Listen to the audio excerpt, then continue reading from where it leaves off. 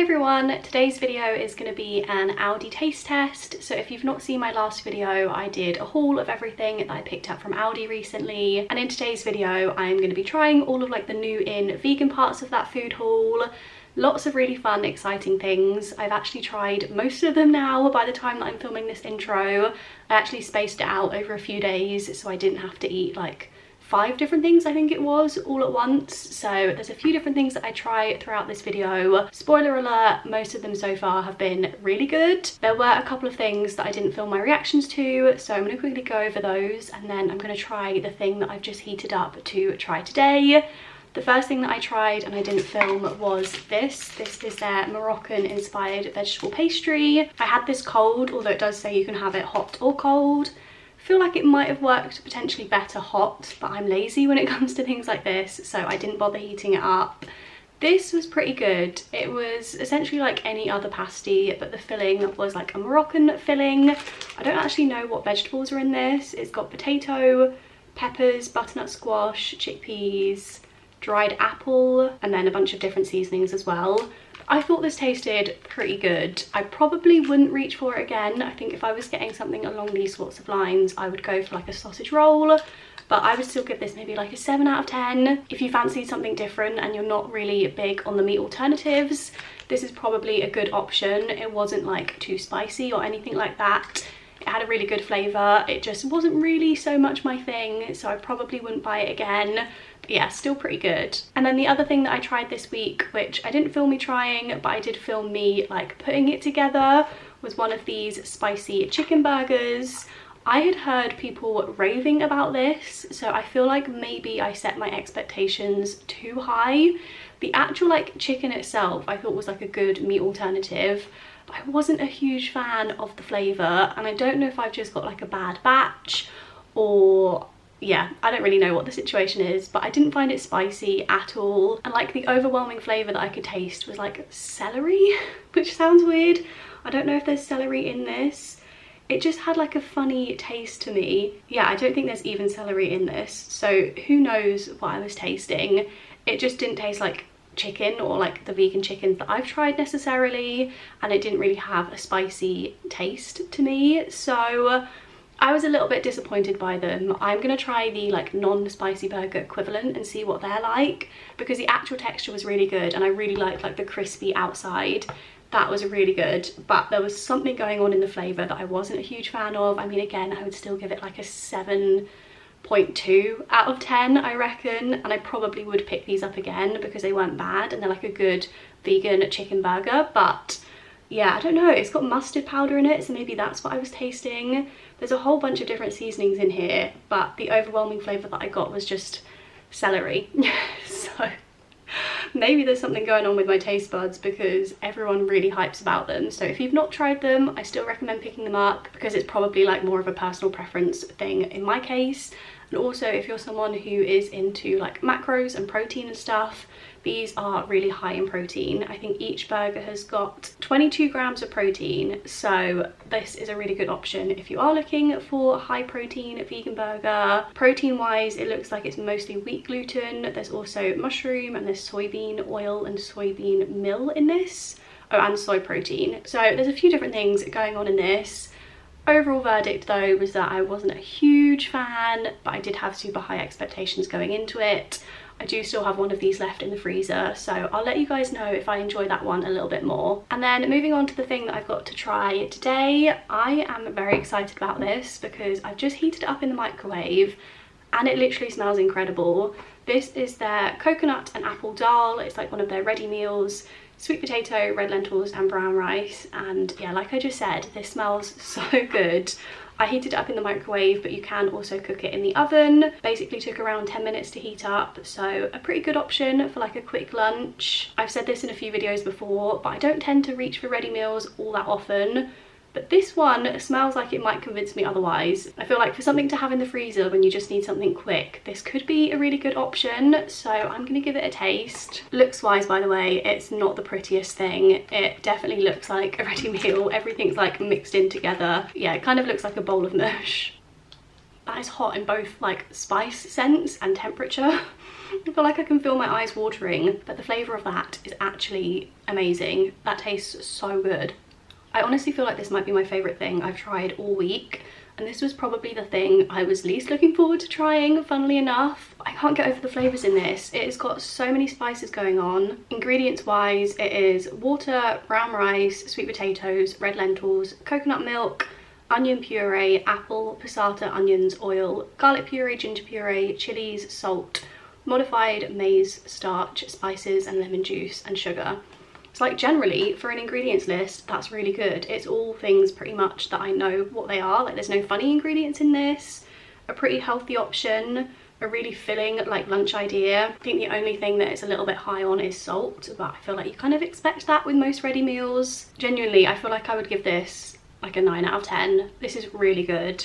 If you're funny on textures and you don't like things mushy, probably wouldn't recommend it. It's kind of like almost like a baby food meal. Everything is very soft, very like pureed, so you might want to add your own crunch if you're funny with textures, but taste wise this tastes amazing. And like I said, this is not something I would reach for very often, but I would definitely pick up a few of these and just keep them in my freezer for those evenings where I just can't be bothered to cook and I want something warming and hearty. This would definitely do the trick. Tonight I'm going to be trying the vegan pizza. So this is vegan chicken, char grilled peppers, and then vegan cheddar as well.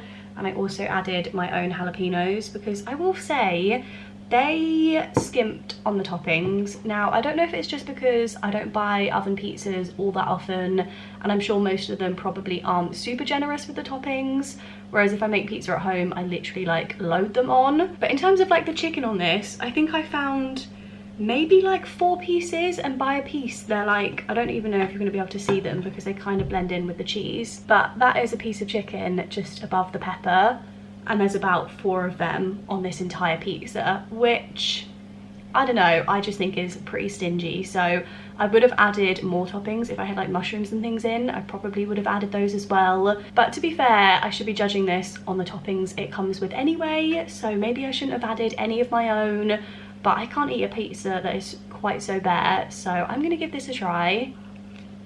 Ooh, that is spicy. I don't know if it's just because that's the spot where I had a jalapeno on, or if the tomato sauce is spicy, but my throat is literally burning. Oh my goodness.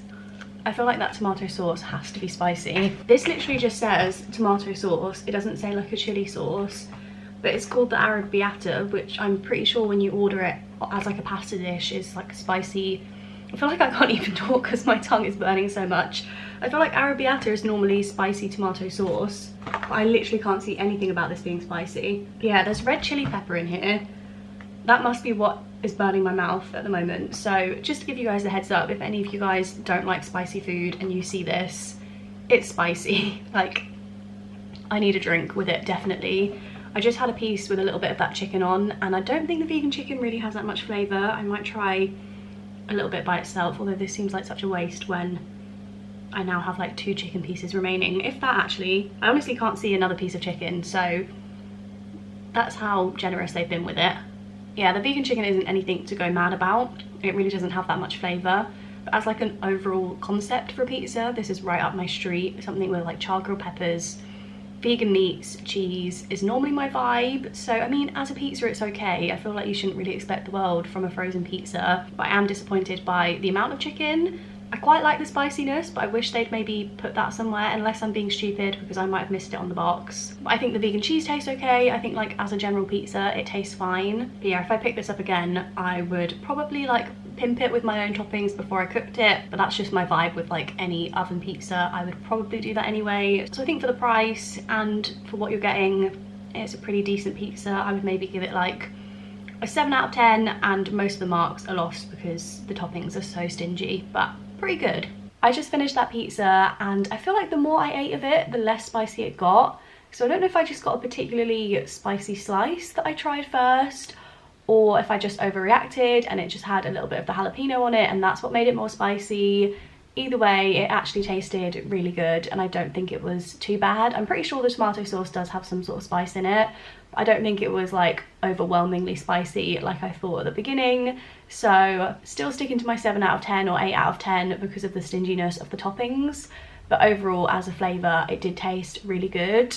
And now I'm going to be trying the next thing, which is this peanut butter like Magnum style ice cream. I figured this would be a good thing to follow the slightly spicy pizza. They had a few different flavours of these. They also had a salted caramel one. So I'm hoping I don't regret my decision because I couldn't decide between the salted caramel and the peanut butter, but the Ben & Jerry's peanut butter like cookie ice cream is my favourite, so I'm hoping I really like this one. I was under the impression it had some sort of like sauce in the middle. I'm sure the picture on the front of the box has like some sort of swirl going on, but as far as I can tell, it's just straight up peanut butter ice cream with the like chocolate coating. I mean, it's no Ben & Jerry's, but it is pretty good. I definitely prefer the flavour of this ice cream to the one that I got from Lidl that came in like the tub with the hazelnut flavour as well. The peanut butter version in that tub was really like icy and it tasted really artificial. This is like proper creamy ice cream and it actually tastes really good. I would probably give these like an 8.5 out of 10. I always say I'm not a huge like dessert person, an ice cream person, but I feel like I'm trying all of the vegan ice creams at the moment and I'm not complaining about it because this tastes pretty good. The next thing I'm going to be trying this week is the vegan fish fingers. So I've just made myself a pita bread with some of those fish fingers and ketchup, and I've also got one on the side because they wouldn't all fit. I mean, ideally I'd be having this in like a proper white bread sandwich. I feel like that's the optimal way to have a fish finger sandwich, but pita breads are what I currently have in, so I'm working with it. I figured it makes sense to try them by itself first. These look really realistic, I will say. I have tried the corn ones before. I don't know if I've tried any other brand of vegan fish fingers, but I'm gonna give this a taste. I don't know how well you're going to be able to see the texture in there, but I feel like it's almost like a vegan chicken consistency rather than like a vegan fish. It's a lot chewier, it's less soft than the corn ones, I feel like. Yeah, I'm not sure on that.